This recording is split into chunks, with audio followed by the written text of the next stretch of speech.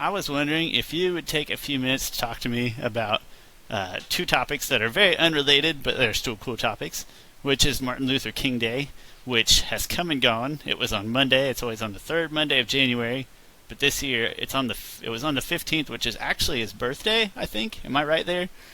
Okay, there we go. I'm sorry, I just missed a button. So, you know what? I don't think you said You anything can hear too me much now? at this point because I kept interrupting you. You mentioned that Superman 64 was a bad game on the N64, and then I said Man, some stuff. that was a good joke too. So I know you missed the greatest joke of all time just because I didn't have the audio button clicked. I'm sorry, that's all my fault. Anyway, Chris was just explaining what a day of service truly is and why it's important to him. And so everybody could hear me, they just couldn't hear you because I'm a narcissist, and I'm really sorry. But I'm ready now. I'll be quiet, and your audio's working this time, I swear. All right. No, I mean Martin Luther King is very important. I mean he's done so much. He's given his blood, sweat. He's given his life. And really the least we could do, to really celebrate his life, celebrate his legacy, is to do our own volunteer work. I mean one of his greatest quotes is the question you should kind of keep. I'm paraphrasing here. The question you should continue asking yourself is, what are you doing for others? After that quote, I thought to myself, really started digging deep, like, what am I really doing for others? And I started feeling like I wasn't doing enough, and I can always do a little bit more. And so through our multicultural resource group at my job, started getting involved on Martin Luther King Day, taking the day off. I don't get the day. I didn't get a day off there, so we always say the Martin Luther King Day isn't a day off, it's a day on. It's a day of working, it's a day of volunteering. And since then, every year, I take my own personal time off or my vacation time, and I usually try and volunteer at Harvesters, which is a food bank here in Topeka, which I didn't get a chance to do that this year because I had some work to do, but I will next Tuesday. I am taking that day off, and we'll go down there and do some volunteer work. Don't But feel really, bad. it's just a chance to. I totally did not either. But same thing. I'm gonna go to Just Foods, and I got a day set up. I'm gonna go this following Monday. Maybe my animation will work. There it is, which is the food bank in Lawrence, and I'm gonna go Oh, Monday man. after work, actually. But yeah, the one thing that stuck to me when you described it to me initially was that it wasn't a day off; it was a day on. And then you sort of touched, and again, I'm paraphrasing. It was like 4 years ago, and I didn't have a notepad on me at the time. But the idea of if everybody used it as a day of service, just one day of kind of bringing people together to see how much good an entire world or an entire country could do if everybody was just working together to do good things on one day. So obviously, go volunteer any day, and that's totally fine because clearly we didn't volunteer in the right days. But the idea of everybody putting in that That's effort on a true. single day kind of has some cool impact. Yeah. No, and I remember the last time we did it, which was last year, we did it together. It was about 8 of us from our job, and in my head, like I was like, oh yeah, I'll just talk with Sean the whole time, and we'll just talk about whatever random things. But then we got separated. I was like, all right, whatever. And I'm so introverted that I don't really like conversation with people I don't know. Um, but that was really great though, because I got to talk to some people, much different people from myself. I mean, I talked to a young high school girl. And just talking about life in general, just talking about why we're doing this, because we're all taking time out. I mean, there were old people there were young kids there, probably from, I think you can be 15 and up. So there was young, there was old, there was 20-year-olds like myself. So it was really great just seeing everyone from different backgrounds. There was white people, black people, Hispanic people, all there just to live out the legacy of.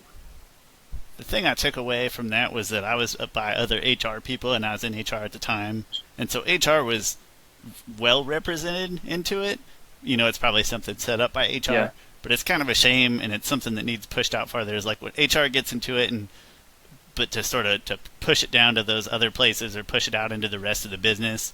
At the time when we were working together, it's one of those things that's available to everybody, but you never know if it's probably not being promoted to everybody as well as it should. Because, like I said, of those 8 people from our business, I'm going to say that 5 of them were HR people, and that's good for HR, but like it needs to be pushed out a little farther than that. Yeah, I think there was there was just me. There was I won't name any names. I mean, I guess why wouldn't their name want to be named for doing volunteer work? Me and Adina, so we were both from merchandising, and I think there was one guy from finance. And I think the rest of them was from HR. So, and I would say it's the same in most companies. I'm not trying to single out ours, but like getting it beyond HR and pushing it down to a place where everybody doesn't just feel like maybe they could do it, but feels like it's totally okay. Your bosses are okay with it to go out there and work. But I did. Yeah. So I was feeling bad for, like I said, I didn't know about Day of Service until you taught me about it, and thinking about the HR bit there. So I did a little research, and I don't feel quite as bad now because I learned that according to Wikipedia, which is highly scientific, Martin Luther King Day was not celebrated. Yeah, it is. It's the truth. Martin Luther King Day was not even celebrated as a holiday uniquely by all 50 states until the year 2000. And so I'm assuming that means that maybe it wasn't celebrated or accepted by the states. I know it was still a federal holiday, but maybe not accepted at the state level or something like that. But not till 2000. So, everybody a little behind the times. So I'll cut I'll cut them some slack and myself for not knowing things. Yeah. And I feel like the actual, the organized, website of Martin Luther King Day of Service, because they do have a website you can go to. You can find a lot of different volunteer opportunities for next year. I feel like that really hasn't been around. I might be completely guessing here, but maybe 6 or 7 years. And maybe you're getting in early on it. I'm sure this thing will last, forever. I have heard of more companies that are starting to condone it, where they'll sort of like ours, where they'll allow people to go out, and maybe I'm sure it varies, but not even to use personal time, but just to send people out and volunteer on that day or for an afternoon. So that's kind of cool. So Facebook Live. And I will say, in defense go ahead. I will say, in defense of our company, they do have other volunteer days that they let us just don't have to take personal vacation day on. But more is always welcome. Yeah, good. They were always good about stuff like that, so that's cool. So Facebook Live cuts us off at 45 minutes, and I know us well enough to know that we're going to have things to say about Batman. So, with all due respect to Martin Luther King Day, not trying to make it a full tribute because there's connect it to. Yeah. There's no way that we could even do a proper tribute to Martin Luther King Day with my shoddy headset and my bad webcam anyways, but just wanted to make a nod that it's come and gone. Use it as a day of service. We think that's a great thing. And, thank you for teaching me about the day of service back in the day. Do you have a good segue into Batman? Not really. I have this commercial break right here, which is that the only reason that I do all this videos and stuff like that is to raise money for the Children's Miracle Network, and I try to do all that through SeanShaler.com. So that's my commercial break. It's very, very fancy, I know. And then this is my segue right here. Beautiful logo. It's a great segue. I made it myself. I was going to say, the two connective pieces I have to connect Martin Luther King and Batman, like I mentioned before, that quote from Martin Luther King is the question you should keep on questioning what are you doing for others. There's a great quote in Batman Begins, which I love, where he says, "It's not who I am underneath, but it's what I do that defines me." And I really started thinking about that along with that quote, and thinking to myself I'm a good person, I'm a decent person, but it really matters what I do, and what I should be doing is helping other people in any way I can. That's a beautiful segue. That's way better than anything I had. And you said you had another quote as well? Nah, that's it. It was just a quote from Batman Begins and Martin Luther King quote that I'm smushing together. It's not even so mine wasn't even a segue, just something that made me laugh, and that's that not all heroes wear capes. And so Martin Luther King did not wear a cape, but he was a hero, Batman does have to wear a cape to be a hero, so I think that's score 1 point for the king for not even needing the cape. So that's not even a true. segue. That was just something I enjoy because I like pizza too, so that's my hero. I have no segue, but I did have a question, and then I have some more questions. Okay. First, we have to establish your credibility as a Batman expert, and so my first question is not really a trivia question; it's more of a curiosity. Is there ever a time in any canon Batman appearance where he does not wear a cape on within the rest of his bat suit? I mean, yeah. Not just Well, like I guess- Bruce I guess Wayne walking you're- around his mansion in his PJs, but like when he's dressed up as Batman.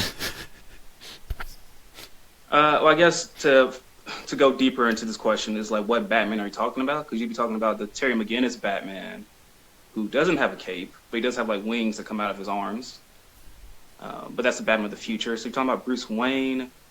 Let's see. I been couldn't looking at all my find any action figures instances. here. I did not look into the future. Is that Batman? I mean, he Beyond does have a Batman? lot of armored suits. Yeah, I suppose you know, he armored has suit a- Batman doesn't have a cape, does it? In Batman v Superman. Yeah. He has a nice like armored suit like this. No Yeah. cape here. I don't know if a cape would help that fly or glide. I don't think it'd do a lot of good. I don't think so. Okay, well, see, then there are some times where Batman is a hero without a cape. So that was almost like 1% segue overall, 1% accurate segue. So now I was fumbling around on the internet just looking for fun stuff to ask you to test your wisdom. And it's totally accurate. It's 100% correct because it's the internet. That's why I found this trivia. But I do have 5 trivia questions that are good for nothing really other than just to ask you trivia questions. If you get them all right, I love it. Bring it on. yeah. If you get them all right, I'll do something. I don't know what. They're really not that. I've been waiting for this my whole life. Yeah, To be, to be quizzed about I've just been waiting to Batman be challenged with a Batman trivia list. on Facebook Live in front of 5s and 10s of my friends and acquaintances and Yes. relatives. But no, I did pull together 5 that I thought were pretty interesting. Some I think you'll know immediately because you probably taught them to me, but others I don't know. We'll see. We'll see. All right, so first question should be easy. Who's credited with creating Batman? Now, that is an interesting question. I knew it. Because You already got it. I least- already knew it. for most of a long time, Bob Kane has been credited with creating Batman. But really, Bill Finger has probably given more mythos to the creation of Batman. The original drawing, sorry, now I'm rambling. No. You know, original actually, drawing, the hold on. Go ahead and hold this piece for the next question, which I think... Yeah. Okay, here you go. Now you're going to want to continue that ramble there. I mean, I want to say Frank Miller, but I think he was even called the Dark Knight before then. Maybe it was Bill Finger. Yes, there you go. This is where the ramble comes in. Oh, sorry. There we go. Yeah, Bill Finger. Okay. Okay, now continue. Yeah, so Bill Finger, he was really the biggest creative mind behind Batman. Bob Kane was mostly the person who was great at marketing Batman. So, like, the first ever drawing that Bob Kane did of Batman, he had blonde hair, he had a black domino mask, he wore red tights. And then Bill Finger looked at that, and he was like, that's crap. And then Bill Finger pretty much drew Batman as we know him today. Bill Finger pretty much created everything we know about Batman. Came up with his origin story. And Bob Kane just he had good lawyers. I think his dad was a lawyer. And so he got all the credit for it, really. But Hold so on. nowadays, you'll see, like, after every new movie, I've got to find a picture of Bob Kane Batman because I think it's hilarious. Okay, it's on Pinterest here. Let me drag it over in a second. Make sure there's nothing else awkward going to come with it. Essentially what it boils down to is Bob Kane drew Batman like once, and it was hilarious. Here it is. Here's Bob Kane Batman, and all of his... He looks like a clown. Yes. I don't know how else. He looks like a villain. yes, that is it. Like, imagine if that was Batman now. He Yeah, would that's not be Batman. That's a villain. Or the most popular superhero ever. yeah, and then but then Bill Finger, and that was it was basically right after though, wasn't it? It was like Bob Kane drew this Batman, and then Bill Finger came along Yeah. immediately and said, tore up that piece of paper, yeah, and, and then made Batman how we know and Batman. then yeah, like the look of Batman has not changed much in the past 77 years since he was created. And he has been the Dark Knight all that time. So, okay, Yeah. here we go. What decade was Batman or was Robin introduced? Oh, that's kind of hard. See, Batman was created in 1939. Robin was created a year later. So I can't pin the decade because it might be like I'm saying no, I think Robin was created in 1939, so the 30s. I ran into the same thing. I said 40s, but I ran into the same thing. Was that he was like I liked it because it was a trick question. That he was like conceived in 39, but like officially when the issue was released, it was 1940 or some technical jargon like that. But I did it on purpose as a trick question. But you got it. You got the idea. All right, 3 for 3. So far, so good. Oh, hey, hold on. As my bonus question, and I remembered this because you told me. I did not remember this from like finding it on the internet, but you told me one time. Why? Yeah. I guess whose fault was it that the first Robin was killed? Well, the first Robin was never killed. The first Robin is Dick Grayson. Oh, I'm sorry. Was Um, who am I thinking of? Jason Todd. Is it Jason Todd? Jason Todd was killed by the Joker. The Joker beat him with a crowbar and then blew him up. Which one? All right, now I'm confused. And then later he came back to life and that's Red Hood. And so, which one was it? And this Yeah, is the Dick one I was Grayson's thinking like of. one of the only. That was killed because the fans essentially voted to have him killed by the Joker. Down like 50-50, pretty much, to kill Jason Todd. A lot of fans didn't like him because he was annoying. Like, he would back talk to Batman, not like Dick Grayson. Dick Grayson, it's always that more like G golly Batman type of Robin, 60s Robin. who didn't talk back. Excellent.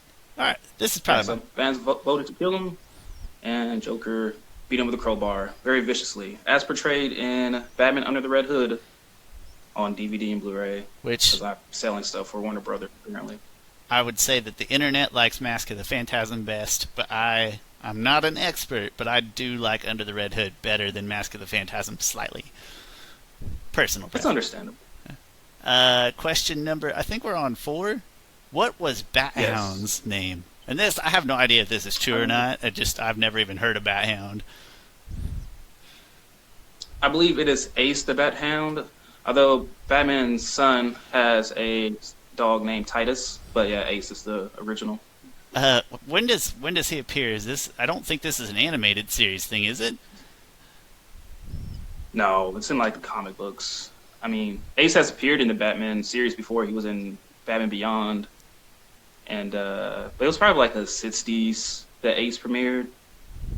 Because back then it was like after the Comics Code Authority, and like the comic books were a lot more kid friendly. Well, of course they needed a dog then. So probably '60s or '70s. This is my favorite question. Name the type of rose created and bred by Alfred.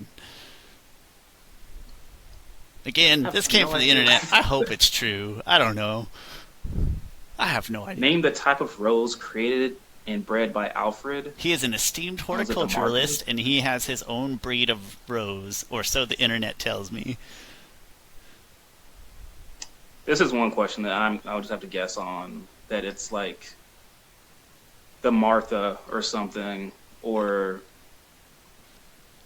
I don't know. It has Alfred's last name in it, and then a random color, and I don't know why that has to do with anything. Pennyworth White. No, but you got the gist. The Pennyworth blue. So I don't. You might have to Google that one and verify its authenticity. That might be a crap question. But yeah, allegedly he has his own rose. It didn't even reference like what comic it said it came from. So thanks, sketchy internet website. And I do have a bonus, and I liked this one just because it was funny. And again, no idea where this came from. But when he's online, what is his screen name? I mean, if I had to guess, he has a lot of different aliases. If I had to guess, it's Matches something. Oh no, but I like that. John Doe 297. So this one did have a picture with it, it was from a comic book. I don't remember which comic book it was, but it was like very big and like it took up like the whole computer screen in the picture. It just said John Doe 297, really big, and I enjoyed that. John Doe 297. You probably hear my dogs barking in the background. Yeah, so that was bonus question, as I imagine that appeared like one time in a comic. So clearly you're a Batman expert, and you know way more than I do. So we've actually talked probably too much. I think we've got roughly 13 minutes left, give or take. But I thought if you would just take a few minutes, take me through your favorite. I would love to know your favorite movie, if you can pinpoint one, your favorite individual issue, and then we'll have to talk about games. My favorite. What was the first one? Favorite movie, first of all. Oh, favorite movie is definitely Batman Begins, it's not. The Dark Knight, I think, is one of the best movies of all time. Because just everything was great, and the action, the pacing, like it's one of those movies that grabs you and it never lets go. But Batman Begins has so many different morals in it. I mean, it's about what do you do when you succumb to fear? What do you do when your whole world is crashed under you? And it has a whole question about what is justice. I mean, with Batman and Rachel Dawes, specifically Rachel Dawes, she thinks that justice is balance, and revenge is about you making yourself feel better. I always thought that was great. That's kind of I'm thinking behind like the death penalty. And at the other end of like justice is balance. Oh no, Rachel said justice is harmony. Ra's al Ghul said justice is balance. Where he like burns down Bruce Wayne's house and leaves him for dead because Bruce Wayne did the same thing to him. But Batman Begins has so many morals in it, and it's such a Bruce Wayne story that's definitely my favorite Batman movie. I've always felt that the first movie is more philosophical, the second movie is more exciting, and the third movie is the third movie in a trilogy, like all third movies in all trilogies. Nothing's bad. Not bad at all. It just is the third movie in a trilogy. The thing is, I love that movie. I can find some faults in it. Really, just it's too long, and the pacing is a lot slower than the previous two movies, especially The Dark Knight. Yeah. But I love it though because it ends the trilogy on such a great note that Bruce Wayne was actually able to be happy. Like nowhere in comic book history does anyone give Bruce Wayne a happy ending, except for Christopher Nolan, who Bruce Wayne finally got over his parents' death. He's finally able to move on again. And maybe have a relationship with Selena Kyle. So for issue and animated series episode, I know those are both. I mean, issue, that's a huge universe. There's a ton of animated series episodes, but maybe just your most memorable issue and your most memorable animated series episode. Most memorable issue. Gosh, there's so many issues I've read throughout the years. I guess my favorite graphic novel. Probably Batman Year One. The writing in that is just really good. It's written by Frank Miller, who is one of the. If there was a Mount Rushmore of Batman, he would be on there. It's just Batman becoming Batman, and I just love how gritty it is. He has this great quote against he just breaks into the crime mob place and turns off their lights and threatens them, and it's just a great moment. My favorite, I can easily identify what my favorite Batman the Animated Series episode is.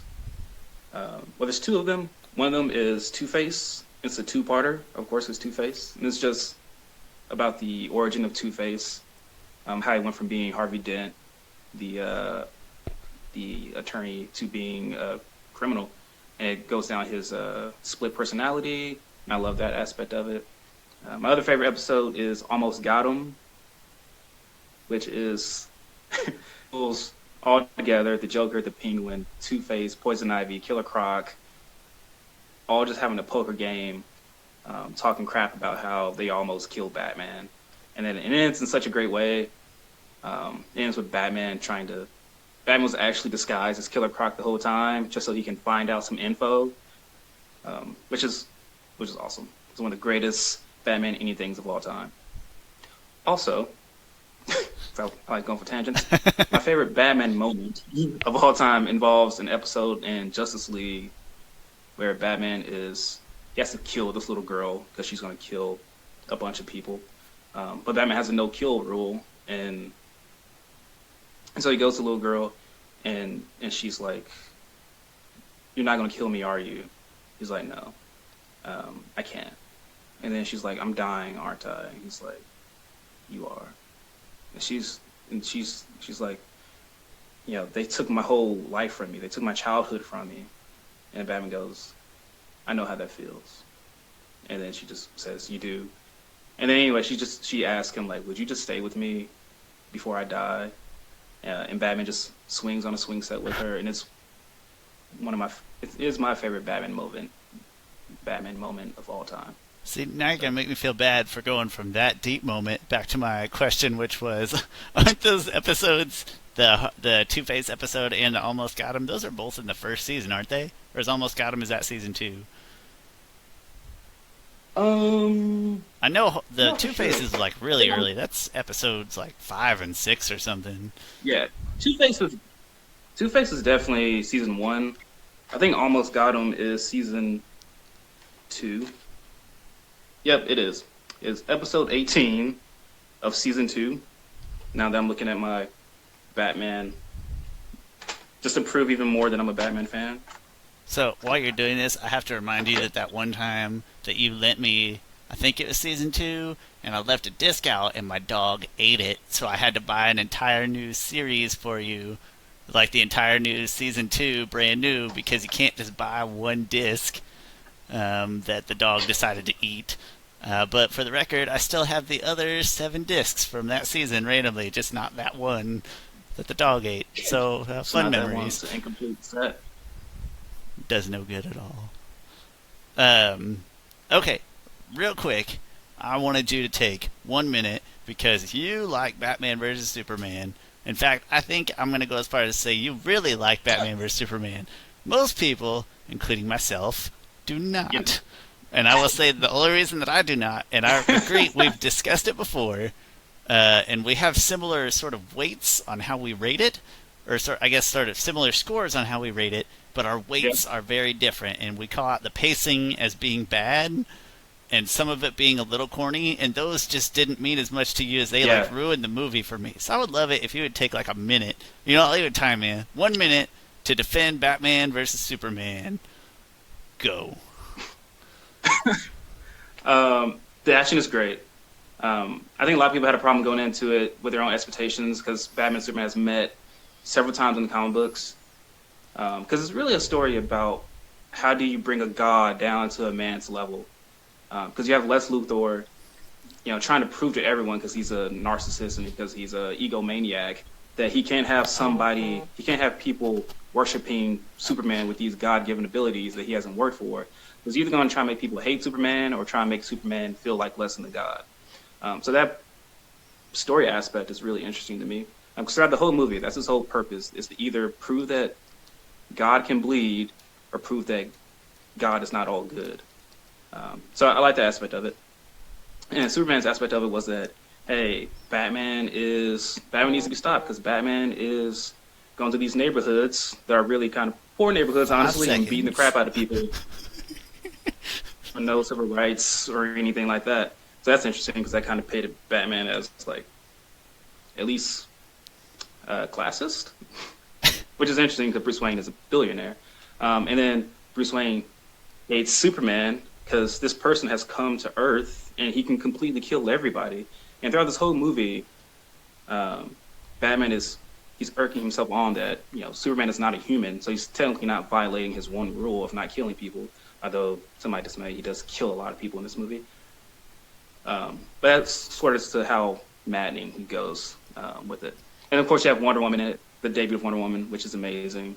So the fight scenes were great. But, yeah, the pacing is terrible because for, like, the first hour and a half, there's no real conflict of action. All the action scenes are pretty much in the last 45 minutes of the movie. But if you rewatch the movie knowing that, I think it's a lot better. I will say, not excellent answer. Overtime, some minus points. Good answer. I would say, I think, and we both agree, the movie, the pacing is off and it makes it feel too long. It's not necessarily too long, but it does make it Yeah. feel too long.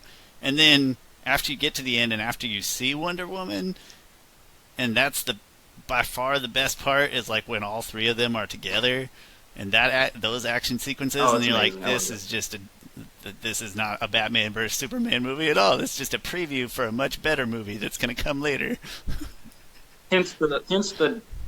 The dawn of justice part. Fair enough. Fair enough. But oh, you know what? Well defended, dog. I'll give you that.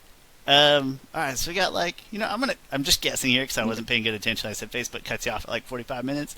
But the only part of Batman that I would consider myself actually credible enough to even kind of talk about would be the games. And so I was hoping first if you would regale me with your favorite game, and then I have a few because I know you haven't gone back and played all of the retro ones, and I have a few that I think you should play. Yeah. Okay. My favorite Batman game is probably Arkham City, just because I thought that had a great balance between gameplay and story. Because in the story, it's like all the crime bosses, all the villains of Gotham is sectioning off their own part of Arkham City, and you sort of have to work in between all of them and take each one of them down. And just the story and the dialogue is great. It's kind of just like watching Batman the animated series come to life, and you get to feel like you're Batman. Like when there's like dozens of thugs on the ground, and you just take them all out, and you just for a while there you just see all these lifeless bodies that are still alive because Batman doesn't kill. You just feel like Batman, and it ends really great. I do love Arkham Knight, even though it is relied way too heavily on the Batmobile. And I love Arkham Asylum because in Arkham Asylum, you there's a lot of those moments there where the Scarecrow hits you with the gas, and you feel like Batman when he was frightened as a little kid when his parents died. You get to walk as Bruce Wayne walking down Crime Alley. About Arkham City is that you actually get to go to Crime Alley and pay your respects to Batman. Not to Batman. You get to pay your respects to your parents, Thomas and Martha Wayne, right where they're gunned down and killed in front of you. Have you ever played? Have you ever played a bad Batman game? Ever played the bad guy? No. Have you ever played a bad Batman game? Just bad at all? No, not really. Okay. Well, good because I've Uh, got a story for yeah, you. Um, well, first of all, Arkham City is my favorite Batman game as well, just because it's big and it's open. I would say the Arkham Asylum is great, but it's always felt clunky to me. Just in literal it's functional, very close to home. yeah, very functional mechanically, it feels clunky. Batman NES game is the one that everybody talks about, and it is really good, and it is really hard, and it's an impressive feat for the Nintendo. So you should play it, but I will say it's probably a hair overrated just because the Nintendo as a system is such a thing. And so then the one that I would tell you to play is that so Batman and Robin is on the Genesis and the Super Nintendo and the Sega CD, and it's probably every other system. But it's the most like the cartoon, or incorporates the cartoon the most. So Okay. the Super Nintendo one's kind of a left to right action platformy with just a little bit of puzzles, and you actually do kind of feel like Batman. It's not a good game, or not a great game. It's an okay game. The Super Nintendo, So you have that one? that one I do have, and then the Sega Okay. Genesis one, by the same name, still Batman and Robin. It's like a shooter. So you're Batman and you're just throwing batarangs, and you're probably literally just killing guys left and right, and they're just coming in at you at waves. And so it's weird, but it's not a horrible shooter. But then the Sega CD version, I believe. I hope I'm not getting these mixed up. Otherwise, I'm gonna feel really silly. I believe the Sega CD version is the one that is like has an episode from the animated series, or made sort of in canon with this, with the animated series, built in as cutscenes to move the story along. And I believe that in that movie, or in that game, it's all driving and Batwing scenes. So it's all driving and flying scenes, and it's still a shooter. Like I said, there's an episode built into it, so it's really interesting. Probably not a Yeah, I great think game. I watched that actually before. Yeah. Because the animation is slightly different from the animated series. Yeah, it's a little off. I don't know if it was different people or if it was just optimized for a disc, but I'm not sure. Yeah, I think that's what it was. It's at least interesting. I will say, if you just had to actually pick up one to play and actually be a good game, even if it doesn't feel like Batman necessarily, is Batman Returns on the Super Nintendo, so not on any of the other systems, but on the Super Nintendo, it's a side-scrolling beat 'em up, and it's probably the best game, like just in pure game, not really feeling like Batman or having a great story, but it's a well put together game. And so that's Batman Returns, but just on the Super Nintendo. And so, but then in all of my travels and studies, I've stumbled on the worst game ever, and I don't have time to pull out the video because I'm pretty sure Facebook is going to cut us off at some point. But Batman, let me get it right here. Batman Forever on any system, any of them. That's already. It is horrible. It's essentially, it's digitized sprites, so it looks kind of like it's supposed to look like the movie, and it feels a little bit like Mortal Kombat, and it's a fighter. It's like a beat 'em up kind of. I'll just have that feel to it. What's that? I was saying if it feels digitized, it must have that feel like Mortal Kombat, where there's like a picture of the actual person. and it's really ugly now. Maybe it looked cooler at the time, but I don't think so. And then it's also a fighter like Mortal Kombat. It's not a one-on-one fighter, but the mechanics are sort of the same. Like you fight sort of one or two guys on the screen at a time, and it's very clunky, and they take forever to kill. And their names, they all have different names. Like you're beating up actual people in the asylum, and they'll have names, and their names will just be like Mad Dan and Mad Phil and Mad Stan and Mad Tom, and like you're just, it feels terrible. It feels like you're just beating up insane people for no reason, and it's really hard, and it's really cryptic, and you never know what's going on, and it's horrible on every system. And it came out in 1995. Like we're almost to the PlayStation 1 and the N64, and this thing came out on so many systems. So you're going to have to play it just because it's bad, and it's cheap, and I have it, and you need to suffer with me, so you'll have to play it sometime. So that's my spiel. I have a Super Nintendo.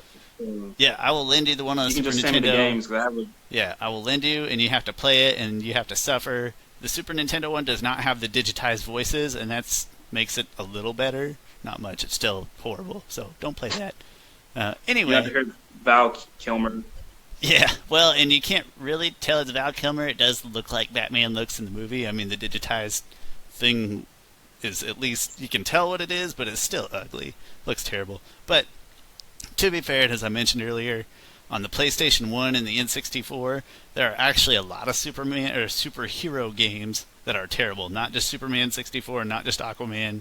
There are several others that are horrible.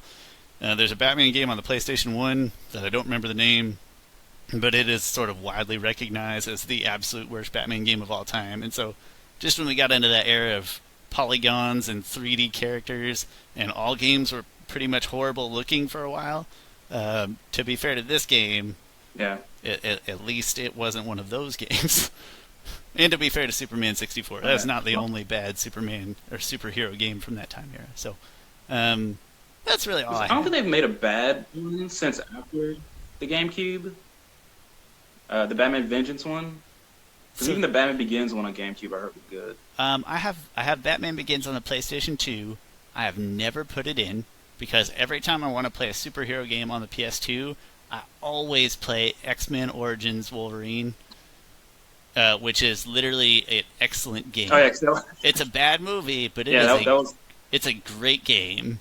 X-Men Origins Wolverine on the PlayStation 2. I highly recommend it. So I've never even played Batman. Rare instances. It's one of those rare instances where the movie was just crap and a lot of people liked the game. It is. Do you have it by any chance, or have you ever had a chance to play it? No, I never played it before. It's worth it. You would appreciate its good. detail and accuracy. And so I've never played Batman Begins, but I think it's okay. I have it on the Game Boy Advance as well, and I've never even tried either. But I think it's all right. Not sure. But I think all of those 6th-gen ones, there's a few of them on the GameCube and the PS2 that I think were all okay. And they all kind of followed the animated series. And then they just got amazing on the next generation. Yep. Like when Arkham Asylum came out, people were like, "What?" Like it got Game of the Year. It did get Game of the Year. Yes, it did. They were just dumbfounded how great that game was. Yeah, and I mean, obviously, Knight and Origins were good. I think they're a little bit of a letdown after Arkham City, but just because Arkham City was so great as a game. Personal opinion. And for the record, there's actually there's other Batman games on the NES. There's Return of the Joker, and even one more that I'm not thinking about. that are both even harder, but they're kind of unfair hard. Like they're not good. Nobody else talks about them for a good reason, so you don't have to mess with those either. But I did think it would be funny to point out that so the original Batman game, so the one that's on the NES that everybody likes, it came out on several different systems, but every single system was a completely different game. They all had the same logo, the same packaging, and everything. Every one of them completely different. So, fun fact: if the rest of them aren't that good, stick to the NES one. Personal opinion, of course, but I think most people would agree. So, well, anyway, thanks for talking to me about Batman and stuff. Clearly, we could talk for a lot more, probably in further and more interesting detail than me just asking you stupid questions I found on the internet. No, that's fine. I love talking. I can talk about Batman forever, but not Batman the movie forever. No, But let's just skip that one and the game, coincidentally. Horrible game. But, all right, hey, thanks a lot for coming. Thanks a lot for sitting in your chair in your basement. I appreciate it. And yeah. I will talk to you later. All right, yeah, we do need to talk later because we got to buy tickets to Comic Con. Yeah, hey. Oh, yeah, that's a great question. So Kevin Conroy is going to be there, right? Kevin Who? Conroy is going to be at Comic Con, right? Yes, Kevin Conroy will be there, and I will fanboy out and have him sign many things. So, Because if there's one person ever I want to meet in the world, it's Kevin Conroy. so answer me honestly. Are Who you is the really voice of more Batman? excited to see Kevin Conroy than you are to see Sting from WWE? Because I'm pretty amped up about seeing Sting myself. The weird thing is, like, 10-year-old me would love to see Sting. 'Cause me and my sister used to be so into wrestling, like, especially WCW for some reason, more than WWF, which doesn't make much We sense. were I all don't think WWF that in my WWF house. is more popular. Through and through. Which I get, Sting But was we WCW. would watch both of them. But Yeah, same. But no, I'm excited. Yeah, let's talk about buying tickets at some point. Because what's that, like 2-3 weeks? 3 weeks away, I think. Coming up fast. yeah, like 3.5 weeks, So, 18th, I think. So yeah, it's way sooner than I want 2018 to fly. But all right, thanks for talking, and I will talk to you later. Have a good one. all right, thanks for having me. Absolutely. You as well. We'll just keep this going and not like